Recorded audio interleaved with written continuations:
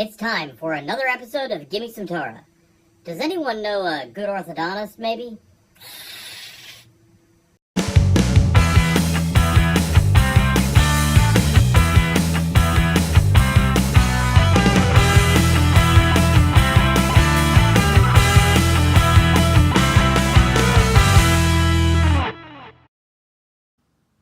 What's up, everybody? The Torah portion this week is Beshallah, and we're going to look at Exodus, chapter 15, verses 22 through 25.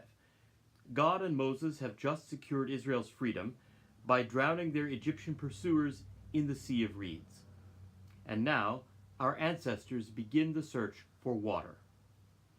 After 3 days of thirst, they arrive at what they think is an oasis, but it turns out to be even worse than a mirage. There is water, but it is bitter and unpotable. The people start to grumble against Moses, who cries out to God for help. God shows him a piece of wood. Moses throws the wood into the water, and the water becomes sweet and drinkable.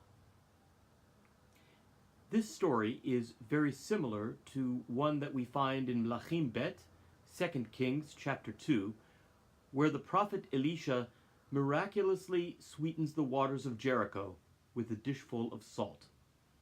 Both are illustrations of what Rabban Shimon ben Gamliel said in Midrash Rabbah. He said, and I quote, "Behold how superior God is to mere mortals.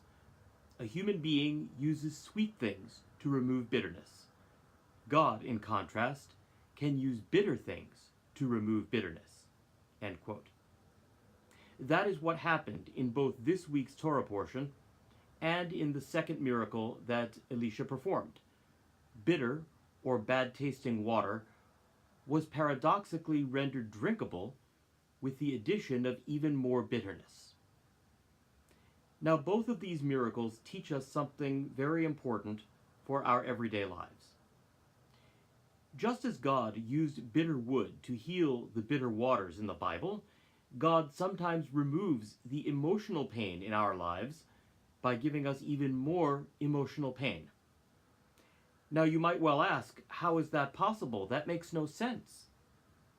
What I mean is that the process by which God improves our lives often feels bitter and unpleasant from our perspective. Just when we think that God has dealt us yet another devastating blow, just when we think that we are unable to tolerate any more suffering, that may very well be the moment when things start to get better.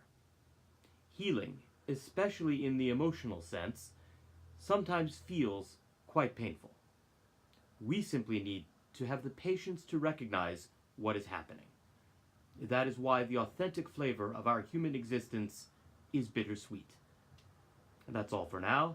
I'm Rabbi Eli Garfinkel of Temple Bethel in Somerset, New Jersey.